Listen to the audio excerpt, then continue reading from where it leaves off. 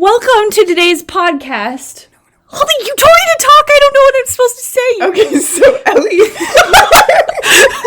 you say, Blink of an Eye by Ted Dekker is a story about, you're summarizing the plot. Oh, remember how we talked that through? Okay, gotcha. Okay. Arab girl runs with supposed genius American from child kicker Omar and is successful in the end. The end.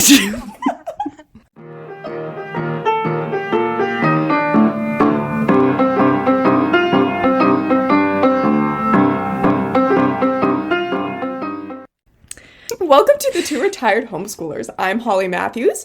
And I'm Rebecca. And today we have a special guest who is my sister, Ellie Joy Matthews. Say hi. It's me. She is currently a nurse working in the mother-baby unit. Blink of an Eye is a Christian thriller by the author Ted Dekker, who has sold millions of books worldwide. It's not one of his best books, but it is one of his better ones. I would recommend it for anyone aged 12 to 17. And basically, the book is about an Arab princess who is like the illegitimate child of a sheik who is pledged to be married to a really evil, powerful Arab guy who wants to do a coup and overthrow the current sheik, because there's like lots of sheiks going on, I guess. And so her marriage to this guy is like really important, but like he kicks children. And he also had this other girl murdered for like no reason other than to just threaten Miriam, who the book is about. So obviously she flees. She runs for her life. She goes to America. And she did take college courses in America, so it's not like she's never been there before. But she's followed by the people from her country because they want her back, because it's like super uber mega ultra important for this coup to happen. She has to marry this guy. There can be no other way, because loyalty is via blood, apparently, so that like she has to like marry him. So she's running, and obviously they find her, and then she bumps into this guy named Seth, whose IQ is like 198, which is higher than Einstein's and the highest in the world. And he's going to this college in California called Berkeley, which is where she used to go. And they bump into each other in the bathroom because he can see the future and he sees that someone's going to shoot her in the bathroom. He doesn't even know who she is, and he goes in there and rescues her. And this starts their adventure together across America. They don't even know where they're going, but they're just running from the Saudi Arabians, and then also the Americans join in the hunt. And eventually the plan works, but then it fails. And then it works. Seth can see the future, and there's no explanation why. And it goes away eventually, and there's also no explanation why. But he can, and it works for the moment, because they need that right then. So that's very convenient and life-altering for both of them. And the title of the story is A Blink of an Eye. Love changes everything, and also seeing the future changes everything. Wasn't that the best book summary? 5-star review. Okay, welcome home. I thought I was going to be so great at this. You were so confident. Okay. Ted Dekker is a well-known writer of Christian thriller books, authoring 45 published books and having over 10 million sold worldwide. He was born to missionary parents in Dutch New Guinea in 1962, but went on to study philosophy and religion in the States. Blink was published in 2003, but was re-released under the title Blink of an Eye in 2007 after undergoing revisions to the plotline. And the reason that they revised the plotline was because they wanted to make a movie after his 2003 novel, and so he rewrote it so that it would be better, but then they never even made the movie. Okay, first impressions. I know you have lots of thoughts on this, Ellie, so do you want to go first or last? Oh, yeah, let me pull out my phone. Okay, so the first time I read this book, I was in middle school, so somewhere between like 13 and 15, and I was wildly in love with it. This was like my favorite book,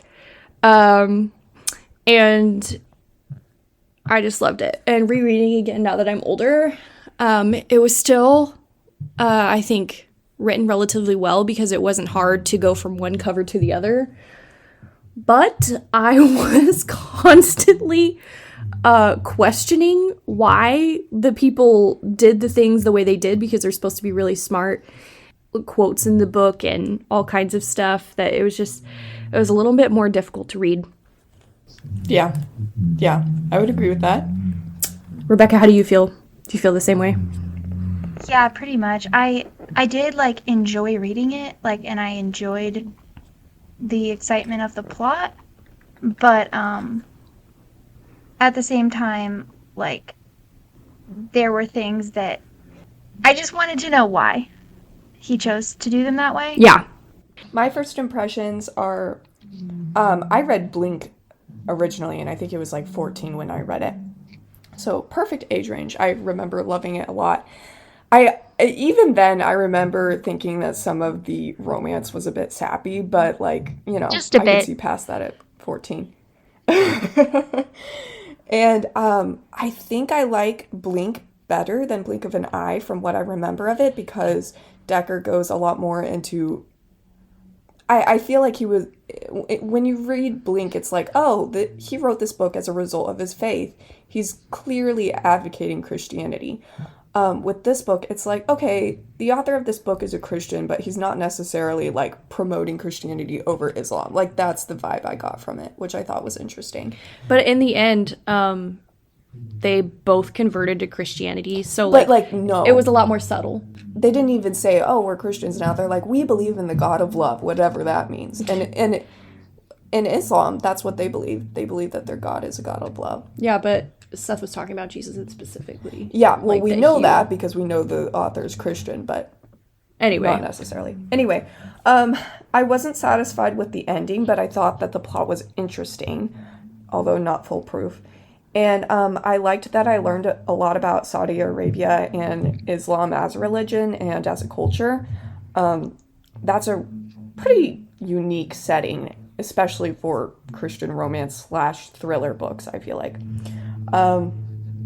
And I also appreciated the ongoing debate within the book about different aspects of theology relating to time and free will and future and God and all that. So those are my first impressions. Okay. So now we're going to go into intelligence and Oh, yeah, how one intelligence. Yeah, because Seth, one of the two main characters, is supposed to be really, really, really smart. Like, he has what'd you say he had an IQ of? Like, higher than Einstein? I think it was like somewhere in the 190s, which is, super high, higher than Einstein. Yeah. Right, yeah. So as you get through the book, like, he's making decisions that may be questionable. I don't know, like, where he's choosing to drive her, what he knows is going to happen. Like you said, going to a casino in Las Vegas and being super, super noticeable. But I don't know, what actually, at the beginning of the book, he's just like a regular college student, or he's like getting his doctorate or something. I don't know what he's getting. He's like directionless, agnostic, just kind of doing it because he's smart enough to do it, and he's studying physics because physics is what smart people study. And, the book kind of tries to, like, write him as super intelligent. And I just didn't buy that he was intelligent. And, like, did y'all in those chapters where he was, like, just even at college, did he come across as, like, super, super smart to you guys?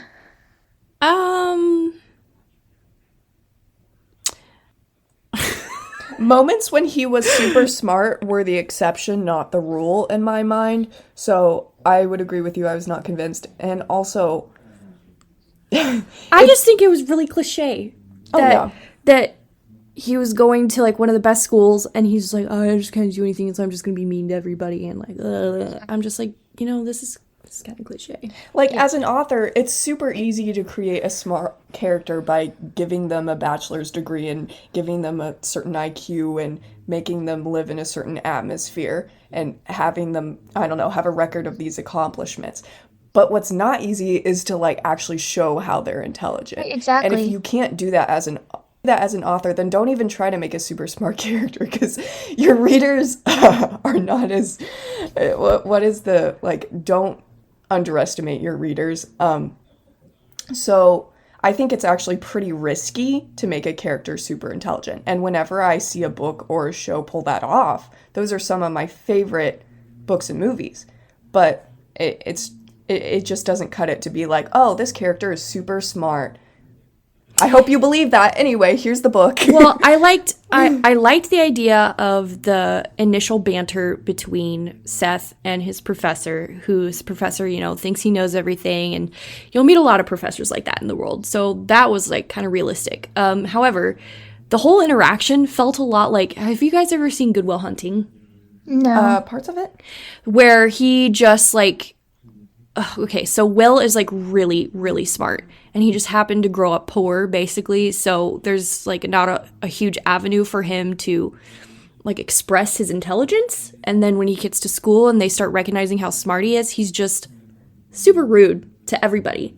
But he can explain things and put them into mathematical equations and get in banters with his professors, and that's basically how he proved his intelligence, quote, quote, in the movie. By just whipping out equations, bantering with people. And there was one scene in Good Will Hunting where he was discussing like a topic with someone in a bar, and the person's like, oh, well... I have seen this scene. And the whole time, all he quoted were famous smart people from books. He didn't even say his own words. And then at the end, he's like, well, guess what? This whole time, I've been quoting smart people. Well, bam, mic drop. And Seth did the same exact thing in the class, and the teacher's like, well, like, bashing him for what he's saying, and then Seth's like, actually, everything that I've told you is things that people have already said. And I'm like, I like the idea of someone quoting books and, being smart like that, but also this just feels like a smack mirror image of Good Will Hunting. So... Well, and I value originality over knowledge. So... having your own thoughts is better than just knowing someone else's really well, even if they are really smart. So, Rebecca, what would you say, how would you write a character convincingly if you were wanting to portray them as intelligent? I don't know. I was thinking about that because I was thinking, like, is it even possible to convincingly write a character who's, like, significantly smarter than you are? Like... I don't know if it's possible, because how could you understand how their mind works? I mean, you know what I mean? Like, if you're writing from inside their perspective.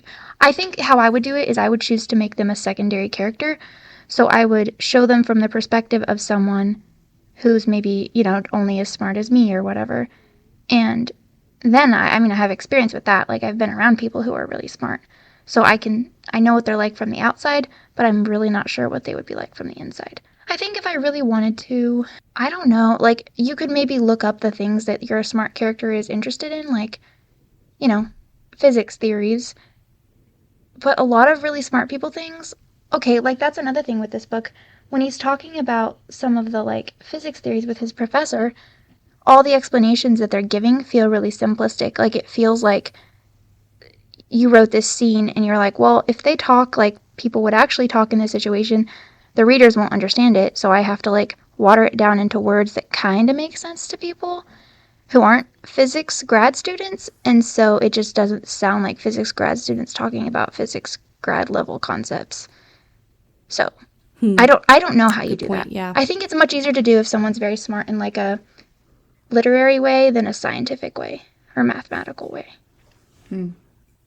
What about you? If I were to ever write about like a super smart character, I would probably follow along the cliche line of, they're really smart, but they're really not good at talking to people. So that I can cover for like my lack of smartness, because, it's like, oh, well, they're just not good at talking to people. And then, if you have like a super smart character, like someone who's like twice the intelligence of Einstein, they're going to know a lot of things that I don't, as just a regular layperson creating that up in my head. They're going to know things I don't know. So you're going to have to be creative and like come up with things that they can know that you don't know. So it would be easier to put them in a world that is not like Earth. So I think Ted Dekker kind of tackled something that's rather difficult, trying to write a really, really smart character, like, on Earth. So kudos to him for tackling that. I don't think, like, I would do that, but... I agree, and I think part of the problem is that, like, IQ, like, intelligence as we think of it, is, like, a very specific thing. So it really just means, it doesn't mean that you just know a bunch of stuff and you can just compensate for not knowing that stuff by researching it. Like, it means that your brain is really good at solving puzzles and thinking in a specific way to figure things out that it doesn't know. It means that you have this, like, almost creative intelligence.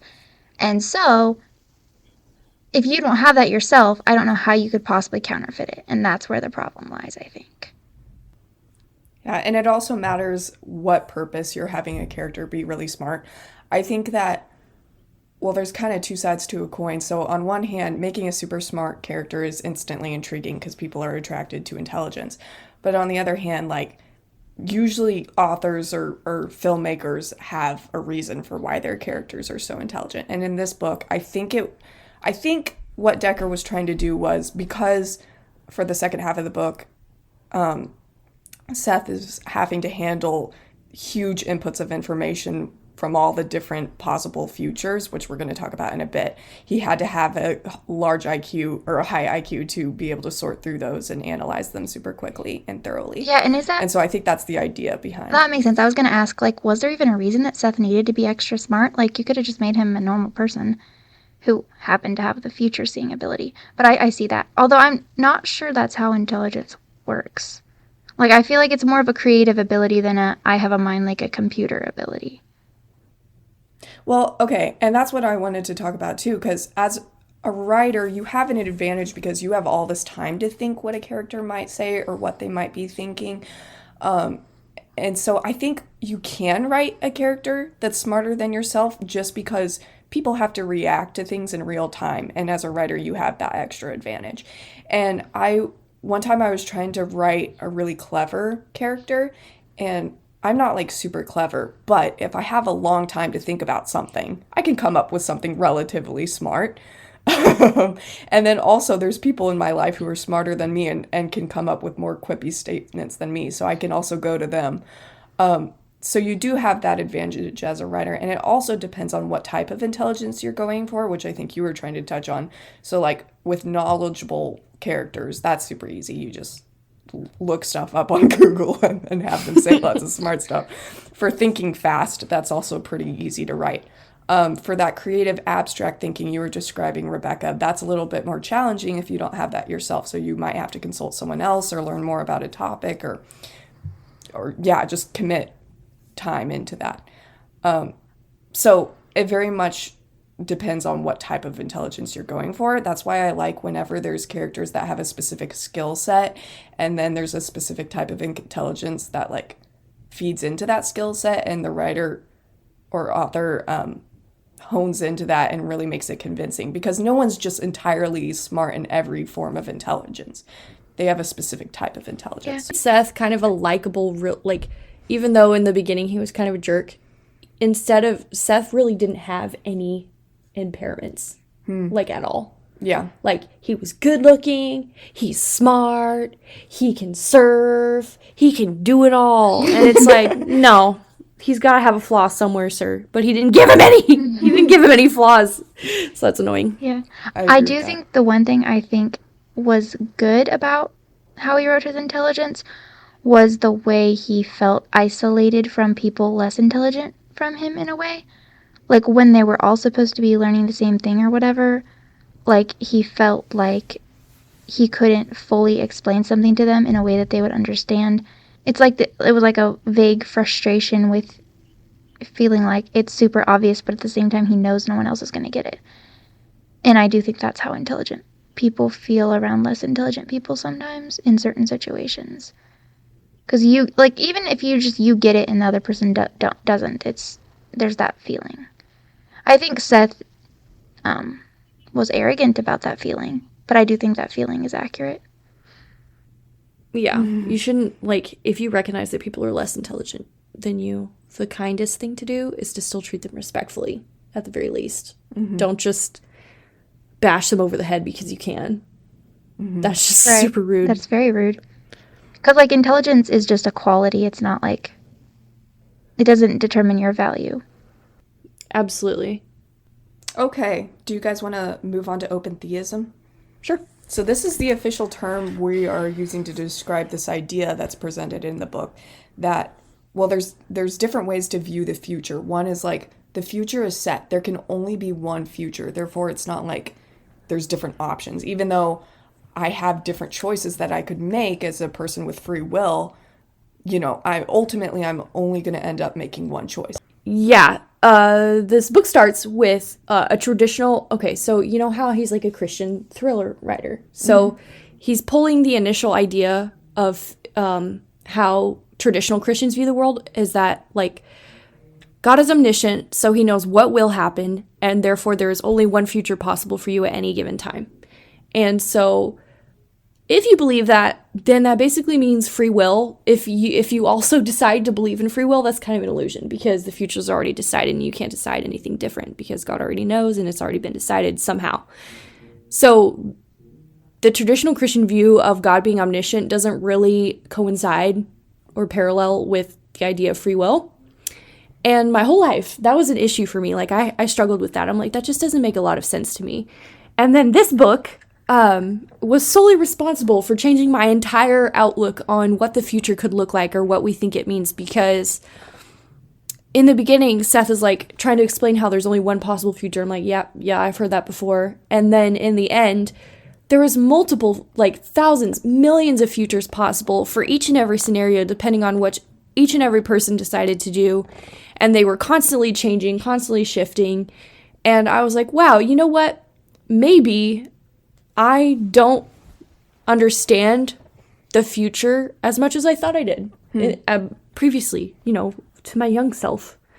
And so I was reading an article that someone wrote about this book, and he briefly mentioned open theism. And I was like, wait, what's that? So, and this is while I was preparing for this podcast. So this was just like last week or this week.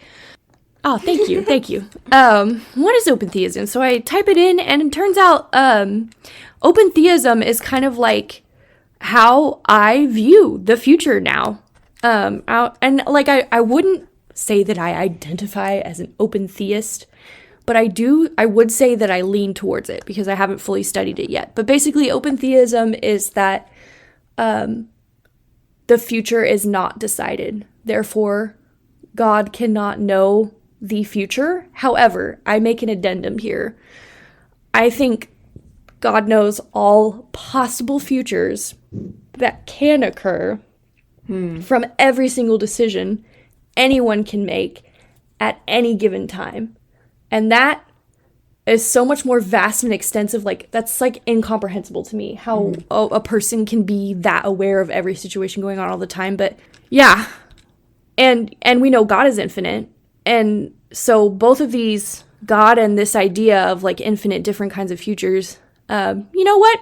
To me, I was like, well, you know what? Those fit together. Two infinite pieces of puzzle. Because us humans, we live on a timeline, and that's all we've known. So I think it's extremely narrow-minded to think that there is exactly one future, like one thing that will happen. I just don't agree with that. Open theism supports free will, like true free will. So I feel like Calvinism keeps cropping up in my life, but it's anti-Calvinism, that's for sure. And there's been books written by open theorists that have been like claimed as heresy and blasphemy, but I'm just like, you know what? Everyone interprets the Bible differently. But if you read certain passages of scripture, God does change his mind. And God does apparently learn new things. And God does tempt people. Not in like a bad way, but you know how Abraham, he wanted to test him to see if he would sacrifice his son Isaac. And when he was about to, God stopped him. He's like, no, like, I don't actually want you to do this. But now I know that you will not put anything before me.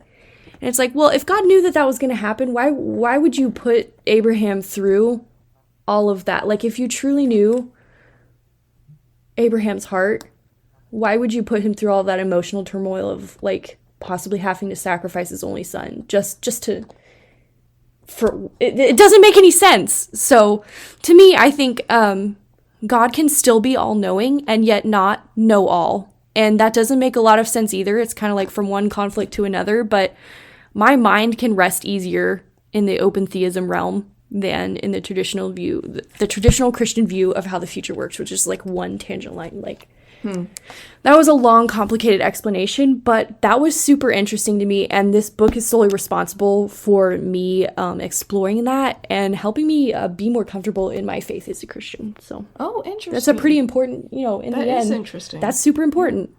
I had a very different experience reading this book for the first time at 14. I actually did not agree with open theism, but I also, I guess what you're calling the traditional Christian view of what the future is, I didn't really hold to that either. I just saw it as a logical fallacy to assume that since God knows what the future is, that means that he controls it. Yes. Do you know what I'm saying? I think so. There's like a C.S. Lewis quote that's like,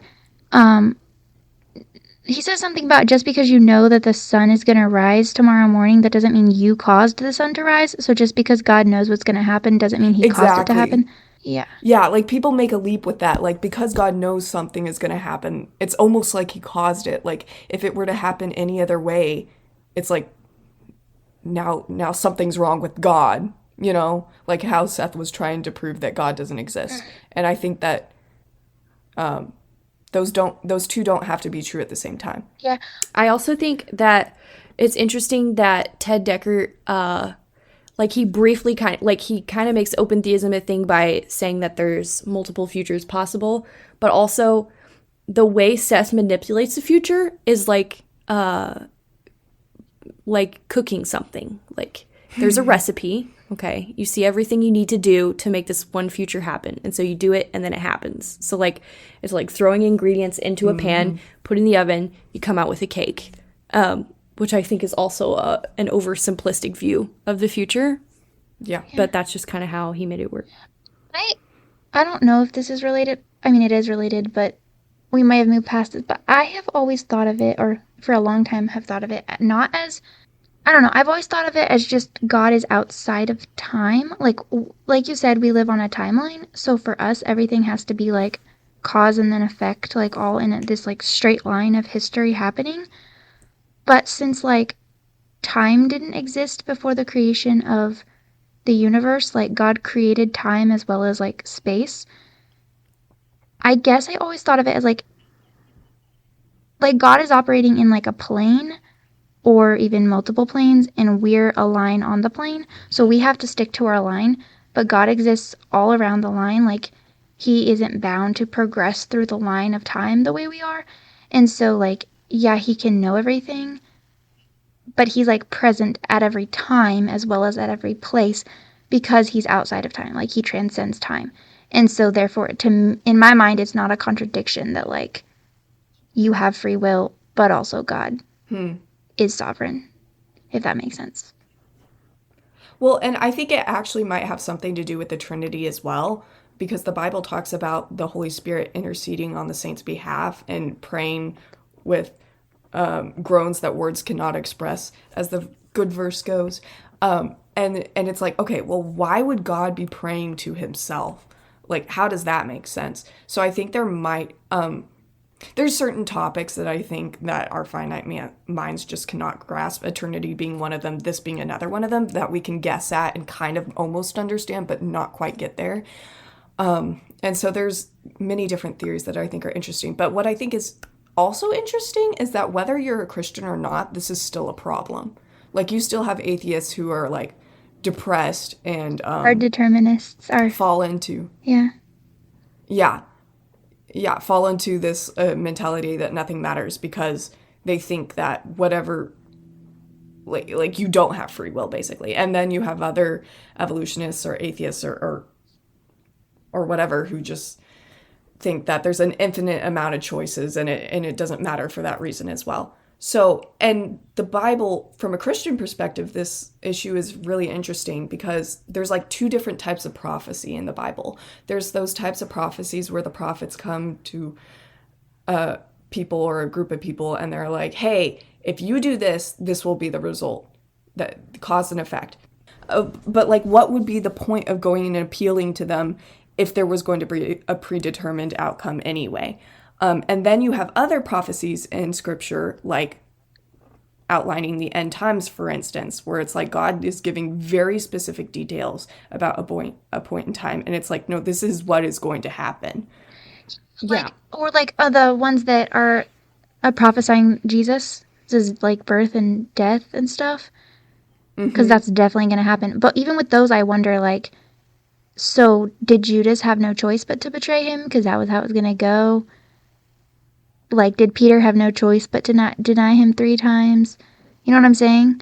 Like, I guess denying him 3 times wasn't prophesied, but like him being betrayed was prophesied. So like, I don't know. I still think Judas had free will, and through his free will, he fulfilled that prophecy, which is interesting. I 100% agree with that. Yeah, I would have a problem if that were not the case. I think just because you happen to know something doesn't mean that you made it happen, like we were discussing earlier. Right. There are very specific instances in the Bible, and I really haven't figured these out yet, but they're rare, and the Bible is always very clear about it in the most unclear way possible. But instances about things like God hardening Pharaoh's heart because God had a plan and he needed Pharaoh to fill a role. And there's other places in the Bible where God is like, okay, he needed this to happen, so he did this to someone. Where it seems to contradict that rule to an extent, but I don't buy the notion that they didn't have free will, because God is just and he wouldn't punish someone for something that he made them do. It also could be like sometimes when you read the Bible, depending on which translation you read, some read more differently than others, and so you have to go back to the Greek text and find the true meaning, because one Greek word can have 1,000 meanings, and you really have to place in context. So there are some things I also haven't explored yet, but also feel like God like controlled the situation, and I agree with what you said, that God is just. Ultimately, we have to remember that God is just, and he will not punish someone for something that he made them do. Right. You know? So with that in mind, I personally believe that it is possible for God to let the story unfold and yet also guide the story in a way that doesn't infringe with our like free will. I don't know how he does it. It doesn't make like we were saying, it won't make sense to us because we only live on one timeline. And like Rebecca was saying, God lives during the entire timeline. Like he can see the whole thing. So I just think that humans have had a pretty narrow view of what it means for God to be omniscient. And this book was instrumental in helping me understand that. It's really cool. Okay, so the third thing we're going to talk about is prayer, which very much goes along with open theism. I thought it was interesting how in the book, okay, this is another thing that Ted Dekker just kind of kept open-ended, so you didn't really know, okay, what was the consensus here? But the thing that changed Seth's mind about the future and how that proves that God isn't in existence. The thing that changed his mind was prayer. So, was God's answer to his prayer? Right.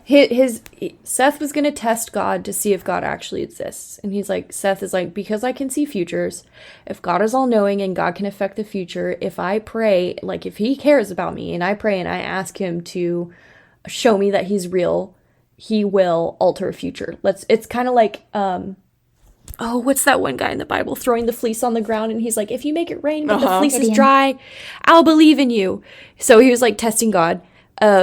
And then it said like Seth's face blanched after he prayed, and he winced, and then he just never talked about it.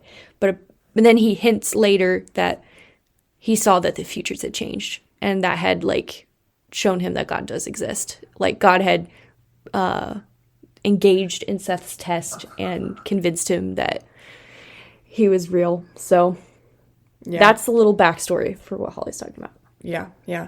And this is a really shady recollection of this one story in the Bible, but it's somewhere tucked in the Old Testament. It was either a king or a prophet, but I'm pretty sure it was a king. And God either came to him a vision or just told him, like, hey, you're going to die. And was that Hezekiah? Yes, Hezekiah. Yeah, God told him.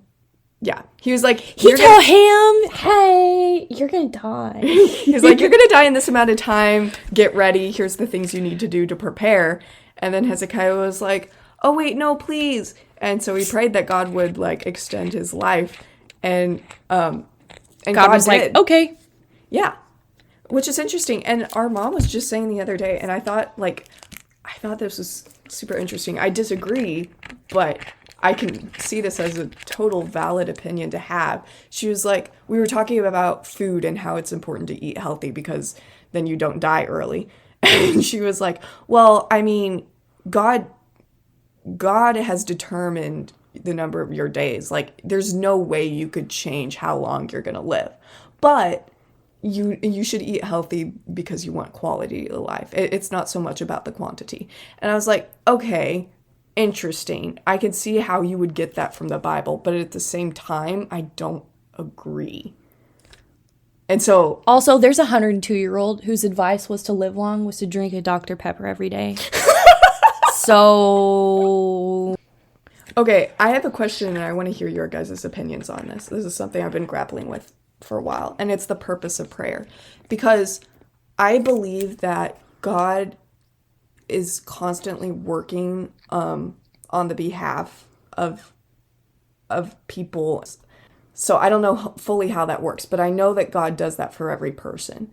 And I know that God wants the best for us, and he's the force of good in the world. And my question is, okay, why do we pray that someone would be healed from cancer or that someone wouldn't die? Or why do we even pray for anything ever if, like, God already knows our wants and needs, which is a verse in the Bible. He knows what we want, and he already knows if he's willing to act on our behalf or not. Like, just because your husband died of cancer doesn't mean God wanted your husband to die of cancer. Mm-hmm. God doesn't want your husband to die of cancer. Mm-hmm. You didn't want your husband to die of cancer. Yeah, he did. And you're like, well, God could have stepped in to save him if he wanted. I'm like, I suppose, yes, he could have. And then they're like, well, why didn't he? And I'm like, if God stepped in for every wrong situation that was going in the world, then we wouldn't be allowed to feel the effects of the sin in the world that we created. Like, he would not be... I can't put this into words. No, I mean, I get what you're saying. Like, the way that the world is running right now, like, we are the ones who invited sin into the world, and because of this, we have to deal with the consequences of our own actions. If we expect God to rescue us from the consequences of the actions of the sinful actions of the past, or just sin being in the world, like, that's not how this world works. And if you're mad at God for not intervening, you are not in reality of how this world is functioning. Don't, blame yourself for your husband getting cancer, because you were not the one who existed at the beginning of time who ate the apple. However, cancer exists because... or the fruit. Cancer exists because humans ate the apples. So I guess what I'm hearing from both of you, and you guys seem to be in agreement, is that it's enough for prayer, for the main reason for prayer to be for us rather than for God, or for the relationship. You can change your future. Even though, yeah, there are practical effects of prayer in some instances, it seems to be more purpose-driven towards the relationship rather than like, oh, I'm getting God to do something. I mean, God created us for a relationship, and prayer is what helps that happen. Yeah. Prayer's just hard because our intent is broken because of sin.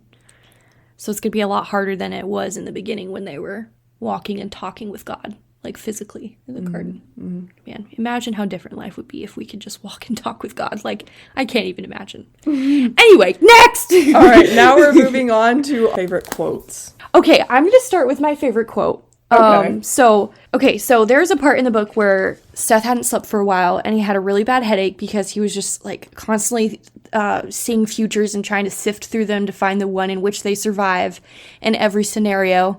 And he was just, like, annoyed and not feeling good.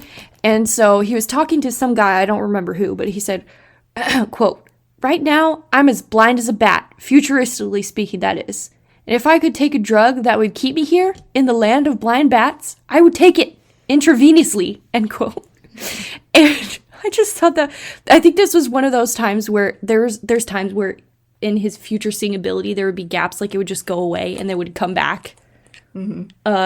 And And this is one of the times it was gone. And he was like, oh, wow, like, this sucks. And then he's like, if I could be blind, I would choose to be blind. And I just thought that was interesting. Because I'm like, that's the only thing that makes you super helpful and useful right now is the fact that you can see the future. And just because you're tired and have a headache doesn't mean that you should be like, here, slap me with that blindness. Ivy, right now, give it to me. Like, I don't want to see the future anymore. Like, what? It's giving me a headache. You don't understand. You have a supernatural ability that you want to give up right now, intravenously. Anyway, I just thought that was funny. My favorite quote was, so Clive Masters is a detective that's trying to track down Seth when he's An on American the run with detective. Miriam. And they're working with the Saudi Arabian authorities to capture Seth and Miriam, who are running away. Right. The only way to deal with Seth was to put him in the dark. Clive knew that like he knew the walnut in his pocket was round.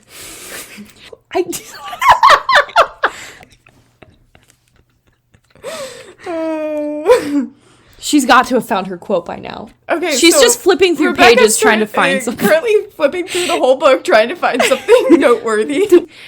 Okay, here. I give up looking. Here's my favorite quote. The sheik wanted to see her. Why? Did he have a son for her to marry? Okay. Yes. So, okay. Here's a list of things that annoy me, and I really tried to, okay, so initially I was like super mean and had lots of things. I was like, okay, I think I'm being a little too critical and harsh of Miriam because she is young. She's like in her very early 20s. I just found it kind of annoying that she would call Seth Border. Like, she would say his full name every time. And I also just thought it was super annoying that she felt like her love with Samar was something really special because one day she tripped on the lawn and her face covering came off and he saw her full face. And so therefore he knew her more than any other man. And this made their love so special and strong. I just thought that was super annoying. The whole time they're running away, Miriam is continuously doubting Seth's ability and like asking questions. And when he says, we need to do this, she's like, no, I don't want to do that. Why should I do that? Like, la, la, la, la. And it's like, when will you learn that he knows what needs to be done and you need to trust him? He can see the future. How hard of a concept is that for you to grasp? Why are you interrogating him literally every time? Like, it's incredible how they never got caught because the amount of time it took her to be compliant every single time he needed her to do something so that they could, live. But he would know that because it was in his future. I know, but like once she realized it was possible, she just kept questioning it every single time. Like he would show her over and over. Like 80% of their dialogue in this book is him trying to explain to her and convince her about the things that he was experiencing. So I just found that super annoying. I'm like, okay, can we just accept this and move on and have deeper, better conversations about other things? And another thing that also annoyed me is that Miriam appears to be always concerned with things that don't matter in the heat of the moment. So like there was one time where they were in this motel and they were surrounded by the FBI or whatever, and they were trying to get out through the air ducts because that was the only way out. And she was like, oh, I don't have pants on. And then when she finally did have pants on, she's like, oh, my clothes don't fit well. And it was like, ma'am, does this matter? And then they broke into a car to get away. And she's like, it didn't appear to bother Seth that the fender was rusted and the air conditioner was broken. And I was like, honey, roll the window down. You know what? Like, it's gonna, like... At least she was consistent. I value that in a character. Yeah. Also, there's a point in the book where it was important that they have limited sleep and then wake up and then be on the go as soon as they could because they didn't want the FBI to catch up to them. There was one point where Miriam woke up, turned off the alarm, and fell back asleep. Yeah. So, I found my most ironic quote, one that just made me laugh because this is not true for me in my life, but Seth is shouting, go hard, it's a Mercedes, we'll make it. And I was like, I've never the insert different car brand, like Ford, Honda, Chevy. Subaru, but not Mercedes, dude. Anybody who knows cars knows that Mercedes are like one of the worst cars. They're so not dependable. They break down all the time and they're very expensive to fix. So I was like, wow, Ted Dekker's not a car person. I just thought that was really funny. Well, one of the things, so I mentioned that I found the ending unsatisfying, and part of that was Clive Masters, who was also one of those characters who was supposed to be super smart, but there was nothing to really indicate that other than his obsession with a walnut, which obviously you're intelligent if you have a weird obsession with a walnut. If you know your walnut is round, there's other things you can also know. Anyway, so at the end of the book, so Seth is in Saudi Arabia and he's trying to help Miriam, and Clive is back in the States and he has no contact with Seth whatsoever, and Seth is basically up a creek without a paddle, and Clive is like, I just have this feeling that we should talk to the Saudi Arabian authorities and bluff our way into them thinking that we have an assassin who's about to take out Miriam, and this is our way of trying to dissolve the coup because that's in the interests of our government.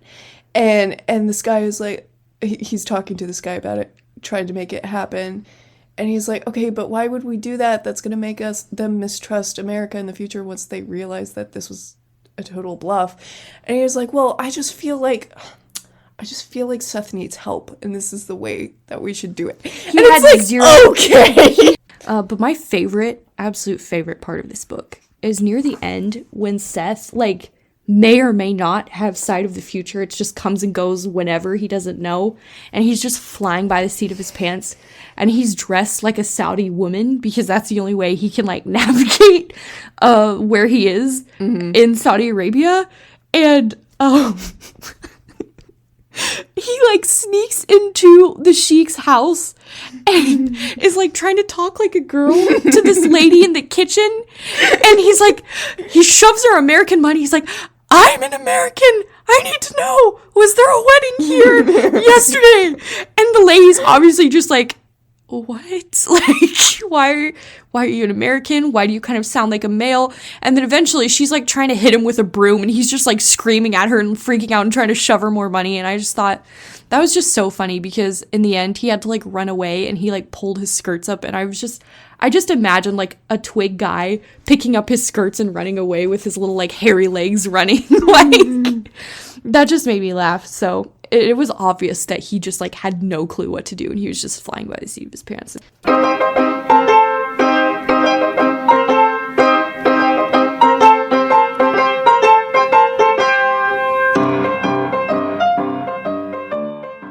I enjoyed being a guest on your show, and I would love to be invited back. Yes, thank you, Ellie Joy, so much. Clap, clap, comment, clap. Comment. We want Ellie back if you want Ellie back. Join us 3 weeks from now to hear about our next book. That's By the Pricking of My Thumbs by Agatha Christie. And thank you for listening. Yeah. Bye.